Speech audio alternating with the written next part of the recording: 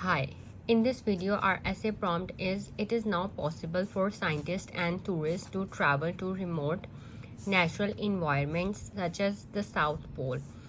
Do you think the advantages outweigh the disadvantages? So I have underlined some important words like scientists and tourists. For scientists, you can use these words in your essay: researcher and investigator.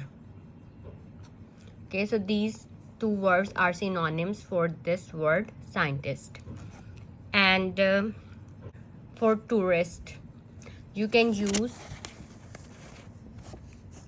this: travelers, sightseer, or visitor. These are synonyms for tourist. Travel to remote natural environments, it is called remote tourism. So remote tourism, or the name given to visiting undiscovered habitats.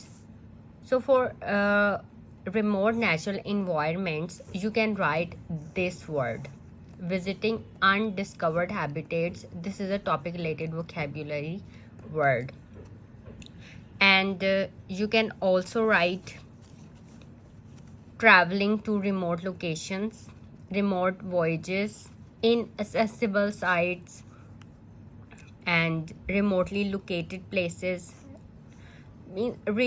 For remote areas, remote, you can write these words: far away, distant, or isolated. And inaccessible places, here inaccessible sites, inaccessible places. And look here in conclusion, instead of writing these two words, scientist and tourist, we are writing here researchers. So researchers, scientists, investigators, these are synonyms. So these are all topic related vocabulary words and synonyms. And also for travel, you can for travel or traveling, you can write these synonyms: expedition, exploration, quest, and tour. These are synonyms for this word travel or traveling. So अगर ये topic आपको speaking में आ जाए, like travel to remote natural environments, then you can also use these topic related vocabulary words and synonyms in your speaking. अब scientist and tourist बात हो रही है ऐसे प्रॉम्प्ट में, तो अगर आप साइंटिस्ट एंड टूरिस्ट बार बार कहेंगे, then it would not be good for your band scores. आपको डिफरेंट सिनोनिम्स यूज करने पड़ेंगे. For scientist you can use these words: researcher and investigator. And for tourist, you can write travelers or sightseer, visitor. Okay, and travel, for travel, आप इनमें से भी words ये use कर सकते हैं. ये फॉर्मल वर्ड्स हैं, ये आप राइटिंग में भी यूज़ कर सकते हैं और स्पीकिंग में भी. स्पीकिंग में आप इनफॉर्मल भी यूज़ कर सकते हैं वर्ड्स लाइक स्लैंग और कुछ भी. सो idioms.